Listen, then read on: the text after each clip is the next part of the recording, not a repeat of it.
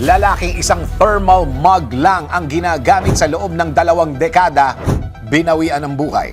Kadalasan ang isang tao may favorite tumbler o kaya yung mug o di kaya ay baso na ginagamit araw-araw. May iba pang iniiwan sa opisina para magamit nila ito sa trabaho. Kagaya na lang ng lalaking nasa kwentong ito na 20 years siyang hindi nagpapalit ng thermal mug.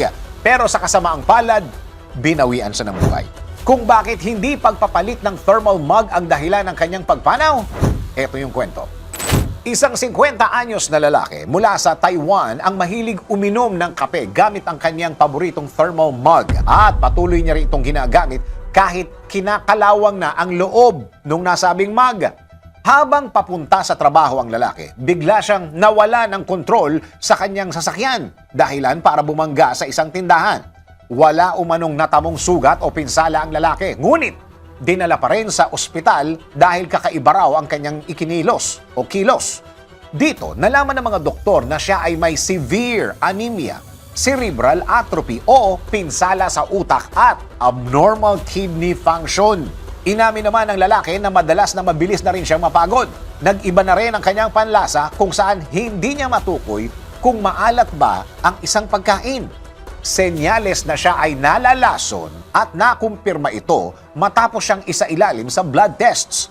Napag-alaman ng mga doktor na dahil ito sa isang mug o thermal mug na ginagamit ng lalaki sa loob ng 20 taon o 20 years hanggang sa masira at kalawangin na yung nasabing mug. Kalaunan, nakaranas ng mga degenerative symptoms ang lalaki katulad ng dementia, aspiration pneumonia, na isang lung infection na naging dahilan ng kanyang pagpanaw 1 taon pagkatapos niyang maaksidente. Mahigpit na nagpaalala ang mga doktor na laging magpalit ng tumbler, baso o thermal mug para maiwasan ang ganitong insidente. Ikaw, umabot din ba sa mahigit 2 dekada ang paggamit mo sa iyong paboritong gamit?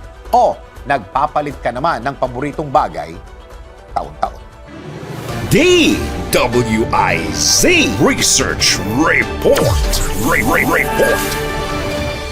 Thank you for watching. Tuloy lang ang panonood at pakikinig ng tamang balita sa DWIZ News, DWIZ News FM Regional, DWIZ News TV, Aliw Channel 23, nationwide.